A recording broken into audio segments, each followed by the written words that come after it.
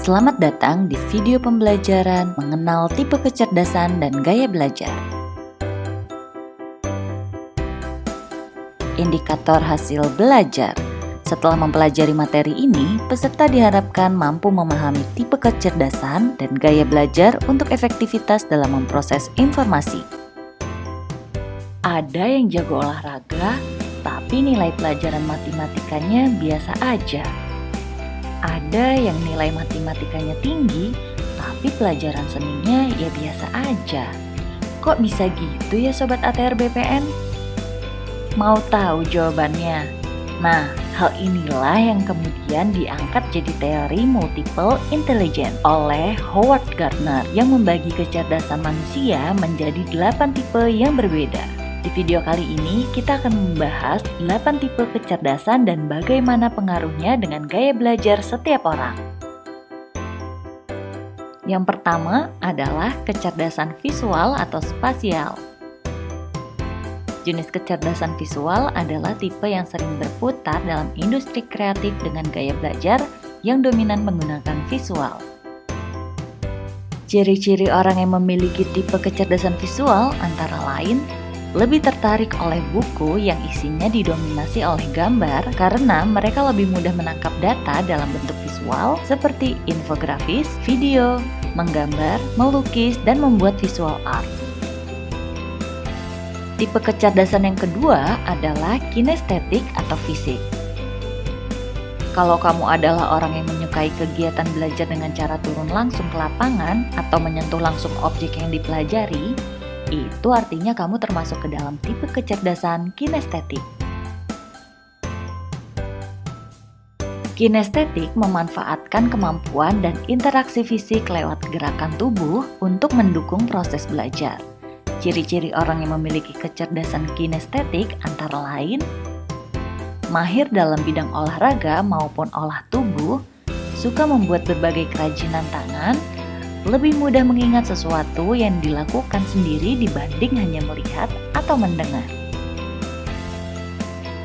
Tipe kecerdasan yang ketiga adalah auditory atau musik.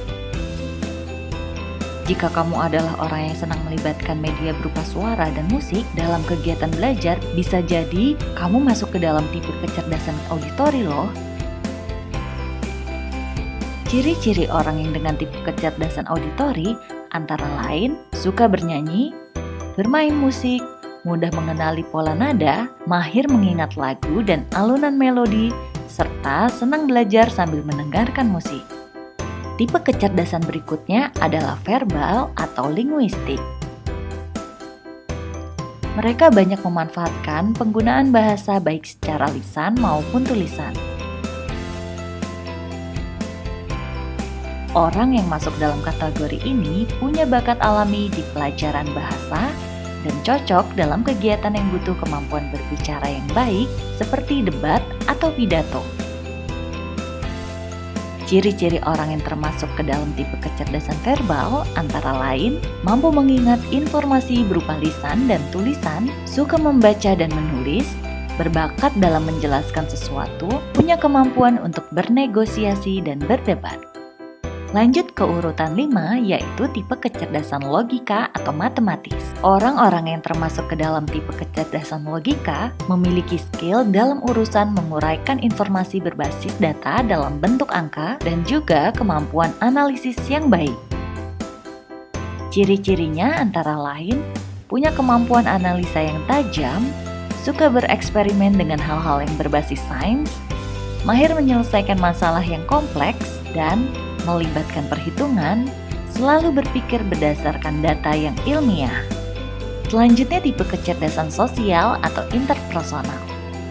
Individu dengan tipe kecerdasan sosial punya kelebihan dalam urusan menjalin interaksi dengan orang lain dan suka berkaitan dengan komunitas ataupun grup. Ciri-ciri individu yang masuk ke dalam tipe kecerdasan sosial antara lain memiliki kemampuan komunikasi verbal dan non-verbal yang baik, mampu melihat suatu kondisi dari berbagai perspektif, selalu menciptakan hubungan yang positif dengan orang lain, dan mahir menyelesaikan masalah di dalam grup. Selanjutnya adalah tipe kecerdasan soliter atau intrapersonal. Orang dengan tipe kecerdasan ini mampu memotivasi dirinya sendiri dan lebih memilih menjadi pribadi yang independen tanpa bergantung pada sebuah kelompok. Ciri-ciri orang dengan tipe kecerdasan soliter ialah mengetahui kekurangan dan kelebihan pribadi, senang menghabiskan waktu untuk mengenal diri sendiri, mampu mengendalikan emosi, serta paham akan tujuan yang ingin dicapai dalam hidup. Yang terakhir yaitu tipe kecerdasan naturalis. Orang dengan tipe kecerdasan ini punya minat yang tinggi terhadap hal yang berkaitan dengan alam, mulai dari kegiatan yang melibatkan interaksi dengan hewan dan tumbuhan sampai aktivitas di alam terbuka.